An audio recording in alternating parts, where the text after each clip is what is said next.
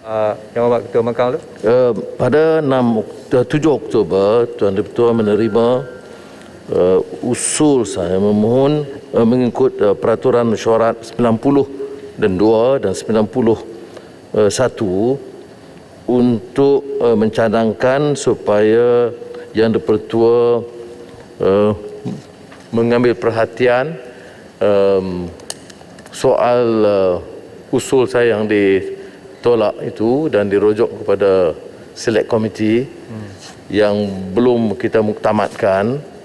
Jadi oleh demikian saya ingin menggesa Yang di-Pertua memberi ruang supaya Pandora Papers ini tetap dibincang dan dibahaskan di Dewan Rakyat.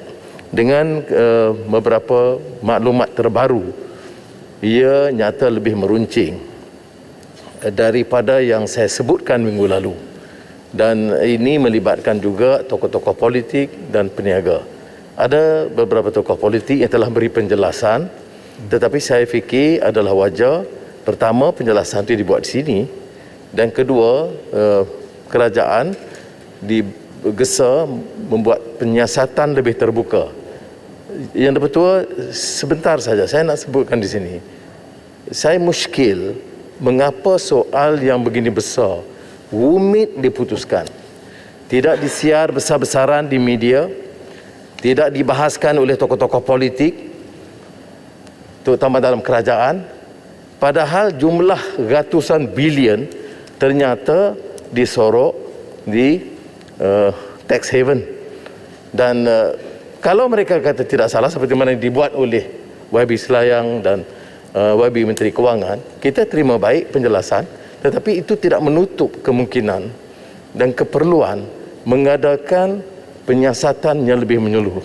Yang di-Pertua, saya nak tegaskan sekali lagi bahawa hal ini jauh lebih besar daripada yang kita bahaskan yang lain. Kalau Yang Berhormat Menteri Kewangan nak usulkan berapa bilion tambahan, wang ini kecil berbanding dengan wang yang hilang sejak kita bangkitkan Global Financial Integrity 2012, Panama Papers 2015 dan sekarang Pandora Papers 2021. Aneh sekali mengapa tidak ada kekuatan politik untuk memastikan perkara ini disiasat dan wang yang haram yang dipunggah dari negara kita dipulangkan balik untuk rakyat. Jadi saya minta penjelasan dan saya boleh jangka Yang di-Pertua akan berikan satu soal teknikal, kemudian mematikan usul ini. Keduanya mengatakan bahawa kepada Select Committee yang tidak akan sama kekuatannya jika dibahaskan di sini. Jadi saya ingin tegaskan, kalaupun speaker buat keputusan begitu, saya mahu ahli-ahli parlimen menggunakan apa saja ruang, termasuk petang ini tak kala membahaskan dana tambahan COVID oleh Menteri Kewangan, untuk tetap tidak menutup, tidak bersekongkol untuk menutup kes ini. Terima kasih Yang Berhormat Ketua Mahkamah. Sebenarnya saya baru melihat usul Yang Berhormat tu, tapi saya sebenarnya telah pun menandatangani surat tu. Memang tepatlah jangkaan Yang Berhormat, sebenarnya saya ingin menolak usul tersebut kerana Yang Berhormat membuat usul untuk 90 paragraf 1 dan 90 paragraf 2 untuk menangguhkan prosiding, untuk merhentikan kuatkuasa peraturan, tapi tidak pun dinyatakan peraturan mana yang hendak dihentikan, nombor satu. Nombor dua, pokok pangkal persoalan yang dibangkitkan oleh usul Yang Berhormat yang baru ini, yang terbaru ini, ialah mengenai perkara yang sama dengan usul 18.1 dan 18.2 yang Berhormat kata buat minggu sudah, yang telah pun saya tolak. Jadi terpaksalah saya tak boleh menerima 91 dan 92 tu, Yang Berhormat. Sebenarnya mengenai keputusan saya minggu sudah tu, sebenarnya saya rasalah aturan yang patut Yang Berhormat gunakan ialah 43, iaitu untuk Dewan ini review keputusan saya tu. Saya ingatkan Yang Berhormat telah pun beri notis kepada saya secara lisan itu hari untuk buat usul 43, tapi saya dapat usul 91 dan 92. Itu nombor satunya. Nombor dua, mengenai ratusan bilion tu, saya rasa sepanjang pengetahuan saya yang saya baca, Pandora Papers bukanlah mengenai penyorokan tu, wang ataupun pengeluaran wang berbilion-bilion daripada negara kita ke luar pesisir. Ianya mengenai pendedahan pemegangan saham di dalam syarikat-syarikat luar pesisir. Itu dua perkara yang berlainan, Yang Berhormat. Saya telah baca sedikit sebanyak tentang Pandora Papers tu. Ia bukannya mengenai outflow of money, ianya mengenai shareholding of several individual dengan izin in offshore companies. So dia bukanlah outflow of money seperti mana yang dinyatakan oleh Yang Berhormat pada 2012 dan di dalam Panama Papers 2015 tu. Jadi ianya dua perkara yang berlainan. Malah saya nampak pegangan share tu pun mengikut kenyataan-kenyataan di luar sana kecil sahajalah, bukannya berbilion-bilion ringgit. Ada yang 5 pound saja kot saya baca, kalau tak silap saya lah. Yang satu lagi tu ada company yang memegang harta dalam 2.5 juta US atau pound. Terima kasih Yang Betul. Ya. Sebab saya bawa 91 dan 92 ini untuk memberi ruang kepada speaker membuat keputusan, membetulkan keputusan awal. Selepas ini kalau yang betul-betul tolak, barulah saya buat usul motion supaya bawa kepada Dewan Rakyat. Okey, itu satu tentang peraturan. Tetapi yang betul nak jadi peguam bagi pihak perasuah-perasuah ni sebab apa? Saya bukan. No, look.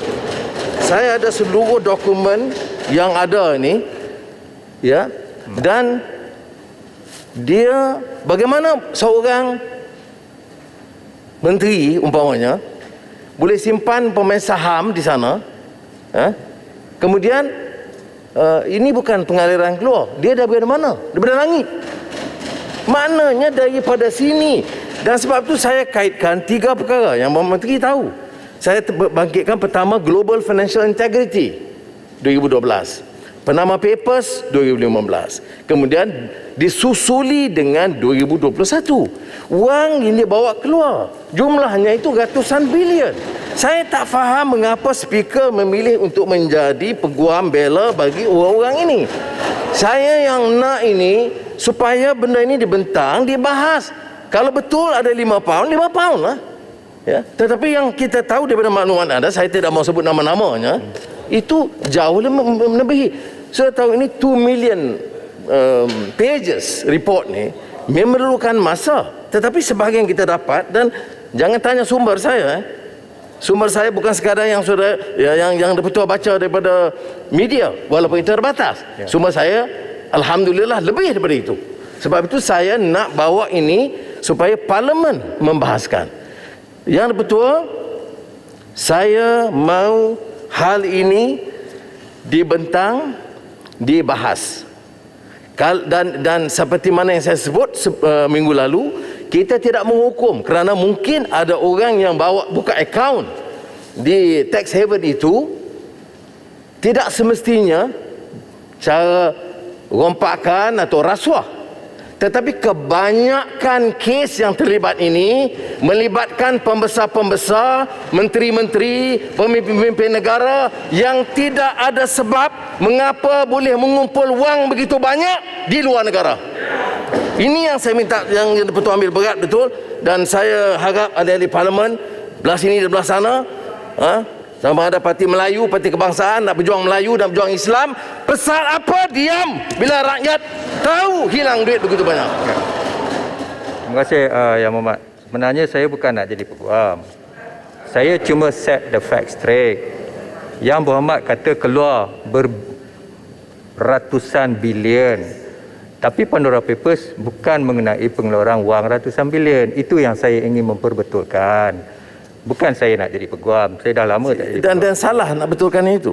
Kalau wang itu 100 bilion di tax haven, dia dah dari mana? maknanya pengaliran keluar. Ya, tapi Pandora Papers Sebahagiannya, yes. I have the documents. Tuan Speaker, Ya. saya minta sedikit, mohon sikit. siapa? Tuan Speaker nampak, buat desain nampak Sik, tak agak apa. keterlaluan. Yang Hormat. Saya tak setuju.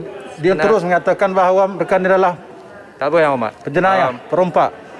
Tak apa Yang Hormat. Yang Hormat, tak apa. Tolong.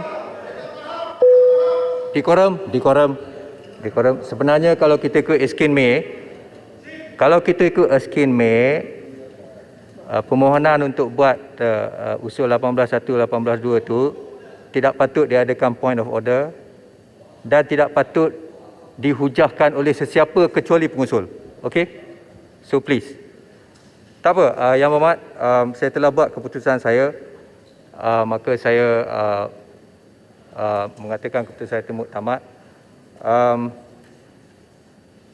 Dan terpulanglah kepada Yang Berhormat sama ada untuk rujuk keputusan saya mengikut aturan 43. Ya. Terima kasih.